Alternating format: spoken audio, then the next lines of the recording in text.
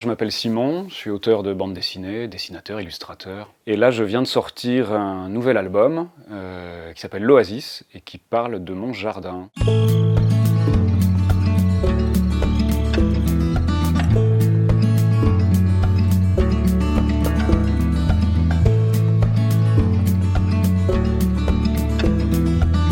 Alors dans ce jardin où nous sommes arrivés il y a 10 ans, on est vraiment parti de rien. C'était presque une friche. Juste une pelouse et 2 haies, 3 arbres, et c'était relativement mort. Donc au fur et à mesure de ce qu'on y a fait, sur les 10 années qui se sont étalées, on est arrivé à une sorte d'oasis de biodiversité. Et aujourd'hui, on a un jardin très vivant, bourdonnant, grouillant, et on est bien content comme ça. Bon bah ça y est, là il fait très chaud et le titre de la BD c'est l'Oasis, donc ça tombe bien. On est un petit peu au frais quand même dans ce jardin. Oui, quand même, malgré tout, il y a de l'ombre, on a planté pas mal d'arbres. Puis si vraiment on veut être beaucoup plus au frais, on va juste en dessous, là, dans la rivière, où là on est sous les voûtes, avec l'eau qui coule, et là, même au plus fort de l'été, on est toujours au frais. Parce qu'en fait vous avez cassé une partie qui avait été recouverte, c'est ça, et qui accédait en fait à la rivière. Alors en fait, on n'a pas cassé la dalle, parce que d'ailleurs on est dessus là en ce moment même. On a découvert un escalier qui conduisait sous la rivière, mais un escalier qui était enterré, qui avait été comblé, et caché finalement par la dalle et le reste. Donc on l'a rouvert et c'était formidable, puisque dans un jardin, l'eau c'est quand même vraiment important. Et de redécouvrir cette source d'eau là qui avait toujours été là, qui était sous nos pieds, ça a été vraiment comme un trésor. C'est génial, moi j'ai trop envie d'aller voir la rivière, donc on y va. Donc là voilà, ça y est, on est descendu, on est face à ce petit canal. Alors en fait ça traverse tout le village, qu'est-ce que c'est exactement ? C'est un bras de dérivation de la rivière là, qui traverse le bourg, qui vient de la campagne. Je ne sais pas trop son historique, pourquoi il a été canalisé. En tout cas, il est parallèle à la rue. C'est peut-être l'ancien égout de la rue qui a quand même des origines. Notre maison date du XVe siècle, donc bon, voilà, on ne sait pas de quand date ce cours d'eau, mais les voûtes seraient du XIXe. En attendant, il y a de la vie. Là, on vient de voir passer un petit poisson, une poule d'eau. J'ai entendu une grenouille là-bas. Et ça vous sert à quoi, vous, d'avoir ce petit cours d'eau, de cet accès ? Alors d'abord, c'est le plaisir, d'une part quand même franchement, d'avoir cet accès à l'eau, à la fraîcheur, à l'obscurité, d'être sous le jardin, c'est quand même formidable d'avoir un sous-sol sous le jardin. Et bien sûr, ça sert aussi simplement à remplir des arrosoirs, à tout ce qu'on peut faire avec de l'eau dans un jardin. En fin de compte, la liste serait trop longue, mais ça sert régulièrement. Je descends tout le temps ici et j'adore cet endroit.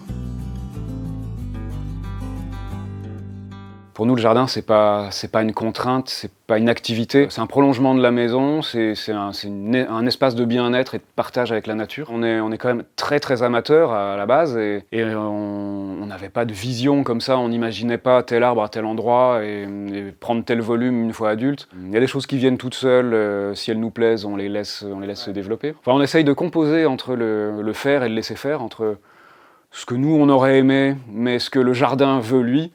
Et d'essayer de trouver cet équilibre finalement entre ce que ça serait naturellement et ce que ça serait artificiellement si on choisissait tout. Mais on sait bien qu'on ne pourra pas tout choisir non plus. Après, on travaille aussi, on n'est pas à la retraite. Et il ne s'agit pas de passer 4 heures par jour dans le jardin. Il n'y a pas forcément de grosses dépenses d'argent. Bon, un peu de matériel quand même, il en faut toujours. Donc après, on a acheté quelques plantes, on a fait des expériences, quelques arbres fruitiers bien sûr. Mais en fin de compte, on peut se débrouiller avec vraiment les moyens du bord. Je trouve des outils sur les vides-greniers, je les retape, je me fais un peu mes propres outils, je les réemmanche avec des manches que j'ai récupérées. On a installé des récupérateurs d'eau de pluie au niveau du toit du cabanon à outils du fond du jardin. On a la chance d'avoir un puits sous la maison qui se renouvelle assez vite. On peut puiser de l'eau pendant 1 heure et le lendemain, et à nouveau, le niveau est remonté. Donc on se débrouille comme on peut, mais ça reste quand même globalement un peu du bricolage, mais après tout, c'est peut-être un peu ça aussi le jardin, c'est trouver des petites solutions d'appoint pour des petits problèmes précis.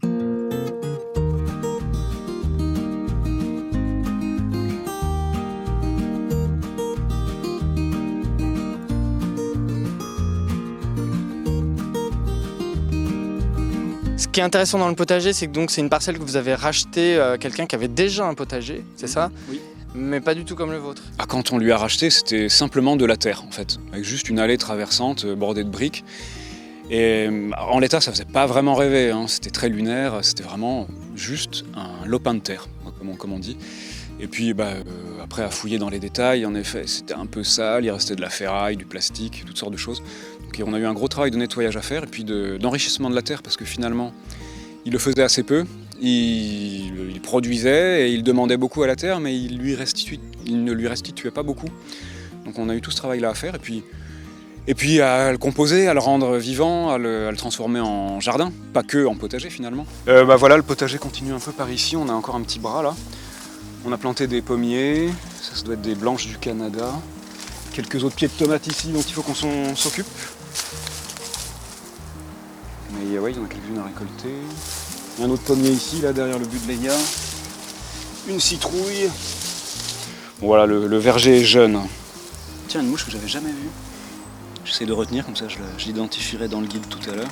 À la base, c'est vrai que j'ai un peu cette passion-là de la faune en général, des insectes en particulier.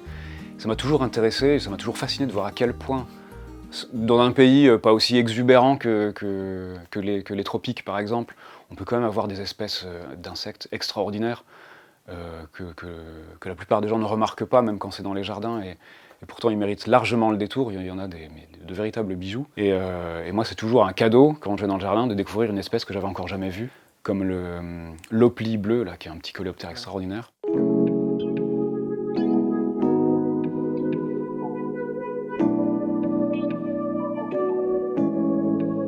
Ça faisait des années déjà que j'avais envie d'aborder toutes ces thématiques-là en bande dessinée, mais je cherchais plutôt dans le registre de la fiction, en fin de compte, avec des personnages inventés et des histoires inventées.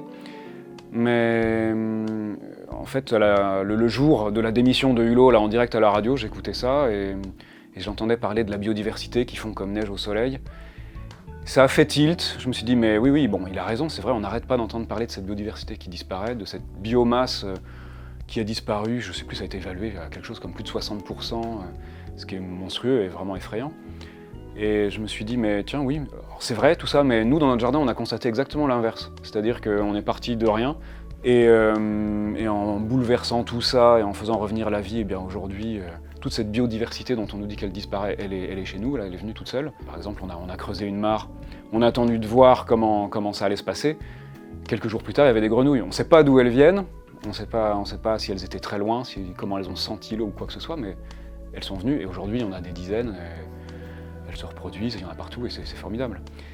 Donc je me suis dit que oui, simplement raconter, faire une chronique de ces 10 années passées à transformer cette friche en oasis de biodiversité, ça pouvait être un sujet et je me suis attelé à ça et c'est venu très vite en fin de compte.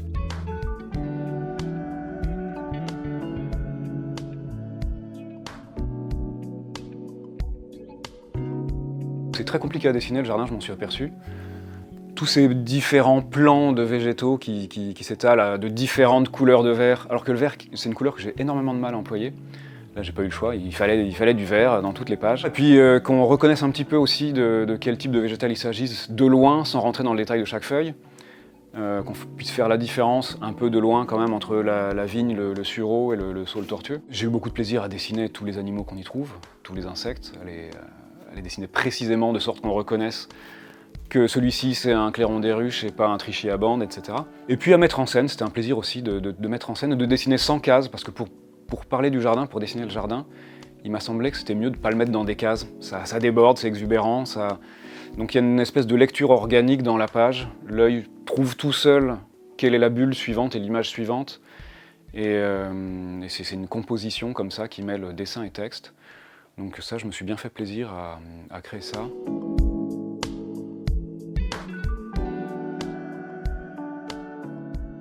Et voilà, merci à Simon Hureau de nous avoir accueillis dans son jardin, son oasis comme il l'appelle. Évidemment, vous pouvez acheter la bande dessinée qui est parue chez Dargaud, on vous la recommande. En attendant, abonnez-vous à notre chaîne YouTube si la vidéo vous a plu. On espère vous revoir très vite. Moi, je vais piquer un petit somme dans ce jardin.